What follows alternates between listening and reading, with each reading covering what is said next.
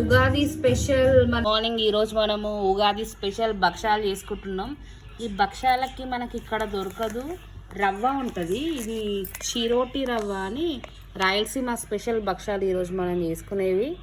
చిరోటి రవ్వ అని ఈ రవ్వతోని మనం మార్నింగ్ కొంచెం 2-3 అవర్స్ ముందే రవ్వ కొంచెం మైదా కలిపేసుకొని ఆయిల్ వేసి బాగా కలుపుకుంటే కొంచెం మెత్తగా.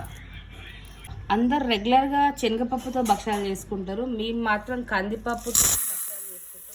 ఒక 2 కప్స్ కందిపప్పు వేసుకుంటే ఒక 1.5 కప్పు బెల్లం వేసుకొని మనం ఫస్ట్ ఈ పప్పుని నానబెట్టుకోవడం, బెల్లం తురుముకోవడం కూడా స్టార్ట్ అవుతుంది.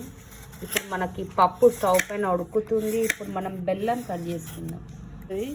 ఇక్కడ బెల్లం ఇట్లా కట్ చేసుకోవాలి. మీకు వస్తే మీరు ఇంత ఈజీగా కట్ చేసుకోండి. బెల్లం పప్పు ఉడికిన తర్వాత ఇలా ఉండాలి. పప్పు మీకు ఆవిరి కనిపిస్తుంది కదా, ఇది మొత్తం వంపేసుకుందాం. మనం ఈ పప్పులో ఉన్న వాటర్ మొత్తం వంపేసుకున్న తర్వాత దీంతో మనం కట్టుచారు వేసుకుంటే ఏమన్నా టేస్ట్ ఉంటుందా?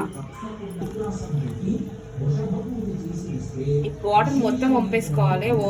పప్పులో అసలు వాటర్ ఏం లేకుండా వంపేసుకోవాలి.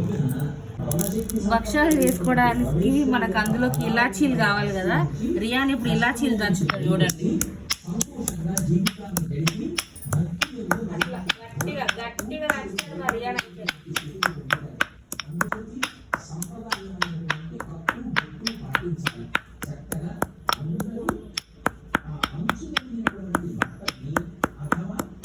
మనం పప్పు ఉడికింది కదా, బెల్లం వేసుకోవాలి.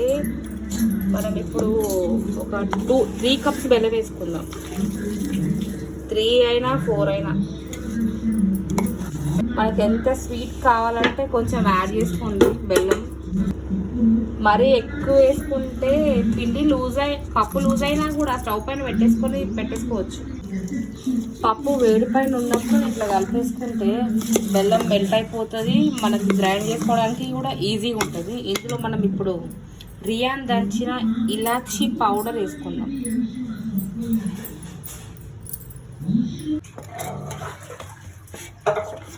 ఇప్పుడైతే బ్లెండ్ చేసుకోవాలి. మనం పూర్ణం రుబ్బేసుకోవాలి. మనకు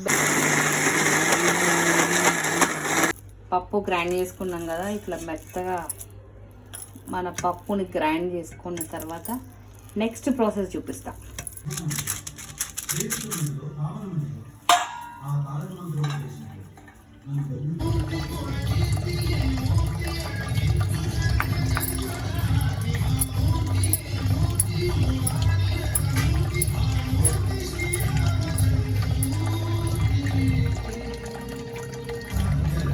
ఇది ఇలా క్లోజ్ చేసుకొని కొంచెం ఆయిల్ వేసుకోవాలి. ఇది టర్న్ చేసేసుకొని పెట్టుకోవాలి.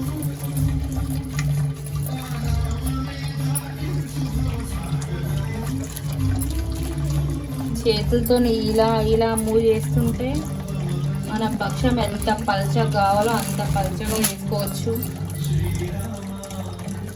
ఈజీగా మూవ్ చేసుకోవచ్చు.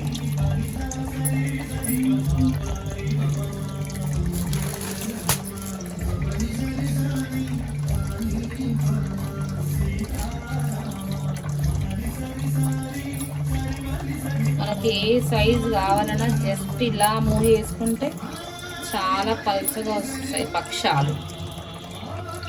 రవ్వ ఇక్కడ దొరకదు కదా, అక్కడే దొరుకుతుంది. కాకపోతే ఇది రాయలసీమ స్పెషల్, చాలా బాగుంటాయి.